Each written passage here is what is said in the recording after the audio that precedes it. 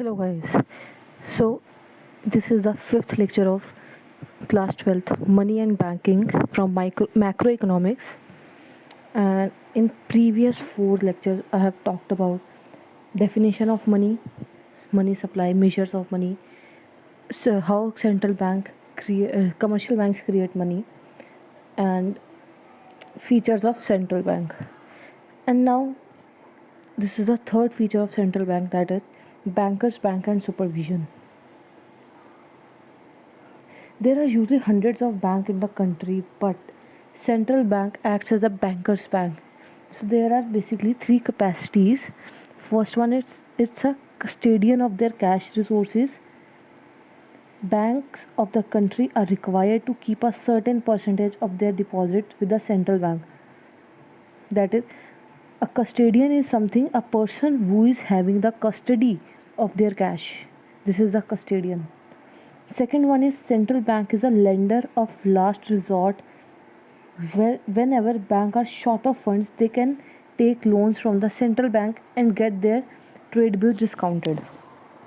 So this is about the bankers bank and supervisor. Like whenever the commercial banks are out of cash or out of money, they can lend money from the central bank. Okay, the fourth one is controller of credit and money supply.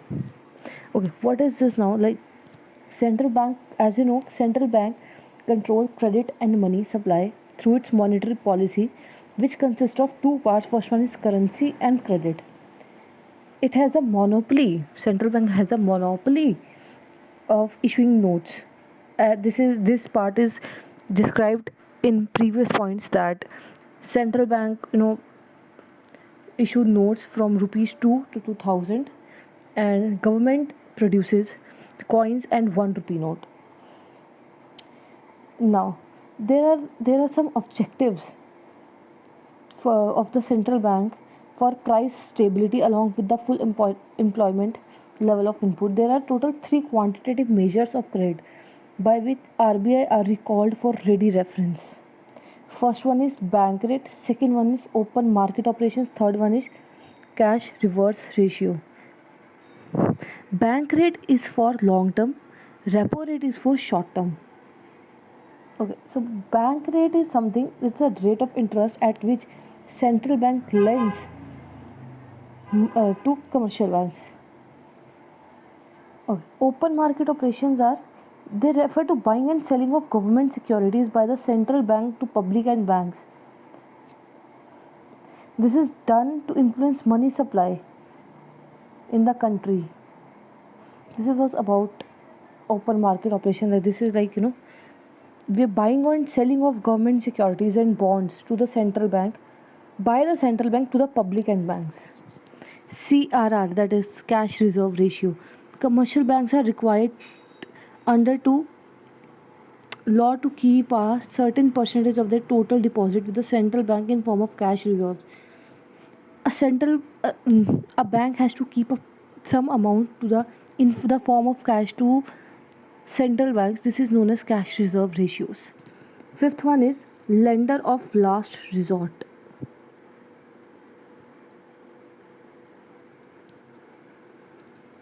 Okay, so I've told you about repo rate and bank rate. This is a very important part that is to be discussed in the question, like in the examination. So first one, bank rate and repo rate. There can be a difference between them, both of them. So the bank rate relates to the loans offered by RBI to the commercial bank without any collateral. Collateral is security. Collateral could be a property or something like gold. This be a collateral. Okay, so this was bank rate. Now definition of repo rate. Repo rate relates to the loans offered by RBI to the commercial bank, not without collaterals. The securities are pledged as a security of the loans.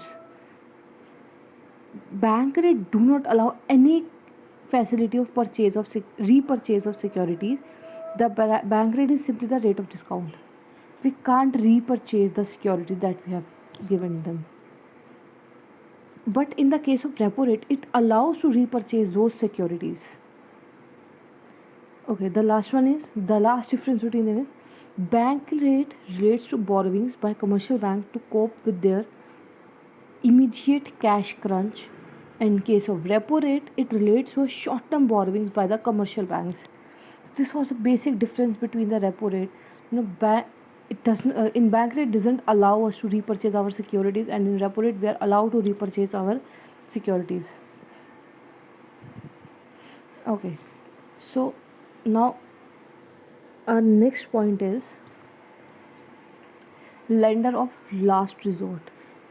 What is this? When a commercial bank have exhausted all resources to supplement their funds at time of liquidity cash crisis, they approach to central bank as a last resort. Now they don't have any kind of liquidity, they don't have anything, so their last option will be central bank. As a lender of last resort, central bank guarantees solvency and provides financial accommodation to the commercial bank.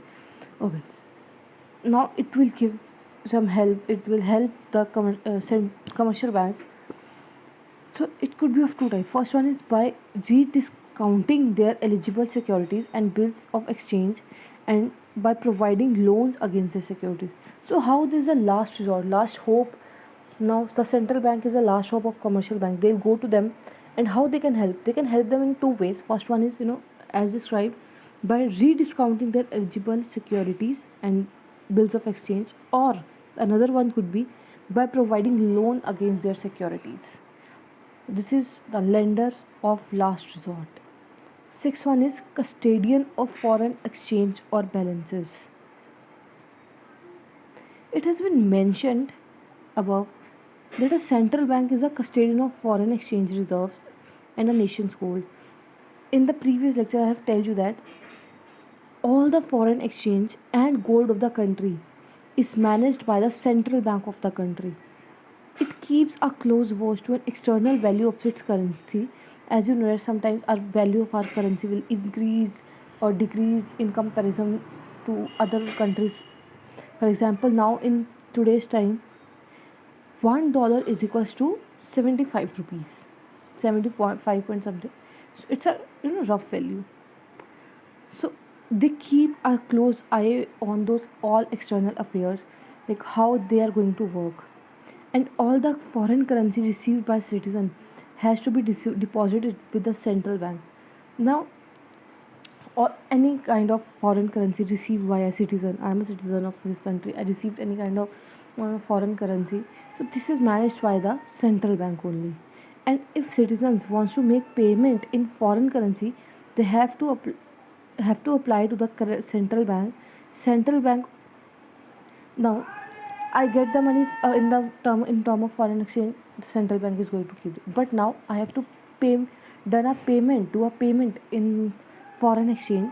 So I have to apply to the central bank that please allow me, or please allow me to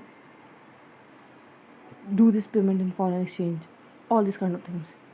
Okay, there is one more thing is, central bank also keep gold and bullion reserves. Yes, this is the custodian of foreign exchange and balances. And seventh one is cleaning house agent. It is also a function of central bank. So these are all the functions of central bank, and I hope you get it. Thank you.